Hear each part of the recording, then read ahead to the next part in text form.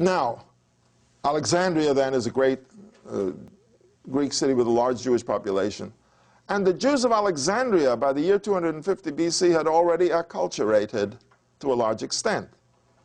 That is, they were now Greek-speaking. They were not Hebrew-speaking.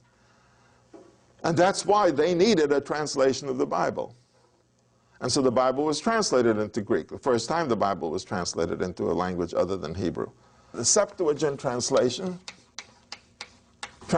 of the Bible, and scholars usually refer to it as Roman numeral 70. Okay. It's a Septuagint translation. It's in Greek, and it has certain features which indicate the prejudice of the translators, because every time you translate something, you betray it somehow. So there are certain things in it which betray, which show what the translators were trying to do. And that's revealed also in a letter which was written about that time, a letter called the Letter of Aristeas, written about 200 BC, in which he describes how the Bible came to be translated. And this is the story he tells. It's interesting. This is the story he tells, and with variations it appears in the Talmud. He says, the Emperor Ptolemy Philadelphus II. Now, when Alexander conquered his empire, I told you he tried to make a world empire, capital in Babylon, and now it's going to be a Hellenistic empire, with the whole world being dominated by Greek civilization. He was not being, he was not being compulsory about it. He just felt that if I established Greek cities all over the empire, and he established 31 Greek cities, they would be centers for the dissemination of Greek civilization, and the people would begin to speak Greek, and it would create a world which would take advantage and enjoy the benefits of Greek science and philosophy and culture and so on. Alexander the Great, by the way, was not just a conqueror, and he was very competent there, but he was also a young man with quite a philosophical concept and ideas, and he thought he was going to create, he thought he would create what he called homonoia, homonoiete, that is one humanity, all peoples, all nations bound together into one cultural entity. Nice ideas. He had idealistic ideas. But at the peak of this whole thing, and he was trying to really unite the world, fever, 4 days in pain, and died. He died at the peak of this whole thing at the age of 33, after he had done all of this. Now, without going into the problems and the details, what do we do now? The generals divided the empire among themselves. So Seleucus took control of Asia, and Ptolemy, one of the generals, took control of Egypt, and he had Israel as part of his empire. Ptolemy I, then, who called himself the savior, was the one who established the Ptolemaic Empire of Egypt, which was Egypt ruled by a Greek ruler. Seleucus established the Seleucid Empire of Western Asia, an empire of Phoenicians and Babylonians and Assyrians and Armenians and Arabs and Persians, ruled by a Greek. Now you see the potential problem there of a foreigner ruling. But all of these men also created their centers, their Greek centers, the capital cities. So Ptolemy I was the one who organized the empire. By the way, Seleucus, interestingly enough, when he established his empire 10 years after the death of Alexander the Great, said, we're starting a new era, a new age, and this is the year 1. So 311 BC is the year 1 of the Seleucid era. And by the way, that era was used for many centuries as the number of the year. Before that, we don't have that kind of universal era. But he established it, and of course later on it was changed by the Christians.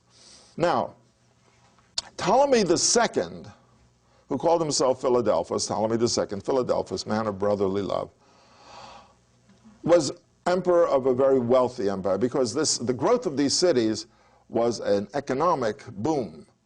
And he was very rich, and his empire was rich, and he exported the products of Egypt, which were wheat and oil and other products of the agricultural wealth of Egypt.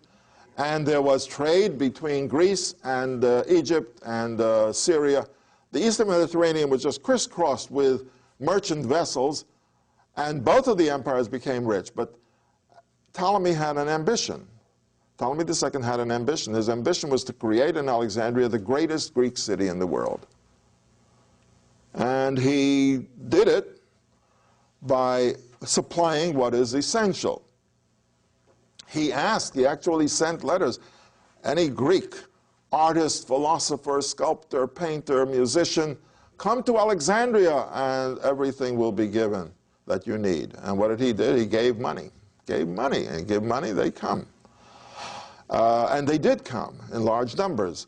And in Alexandria, he happened to build the greatest Greek cultural center. So by the year 250 BC, it was the center of Greek civilization and culture on a large and high scale. There were also, so there were Greeks there, but there were also non-Greeks who were Greek-speaking and who began to express their ideas in the Greek language. And this is what we call the Hellenistic culture. You know, Hellenic culture, or Greek culture, is Athens up to the time of Alexander the Great. After this, you have a lot of non-Greeks who are participating in Greek culture, and incidentally, two of the most influential Greek writers in the Greek language of the first century, two of the most influential, happened to be Jews who wrote in the Greek language. And they were Philo of Alexandria and St. Paul. I mean, their writings in Greek, these were Jews, they changed the thinking process of the world, of the Western world. But it's interesting because they were Hellenistic. They were not Greeks, they were Jews, but they wrote in Greek and they were fluent in Greek. So the story told by the letter of Aristeas, he says, the king wanted to have the largest library in the world, and Alexandria did build probably the largest library in the Greek world. They say that at its peak it may have had 500,000 books, manuscripts, because every book was a manuscript.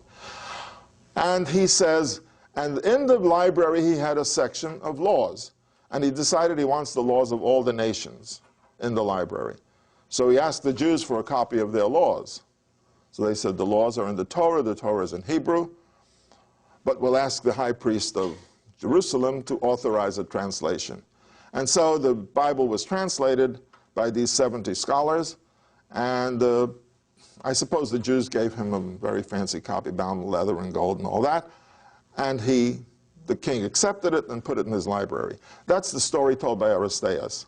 The true story is probably that, yes, they might have done that, but the fact is the Jews of Alexandria needed the Bible in Greek, because this was their language. So that is the extent to which Jewish life had expanded, and now it was growing in the Western world, in the Greek world.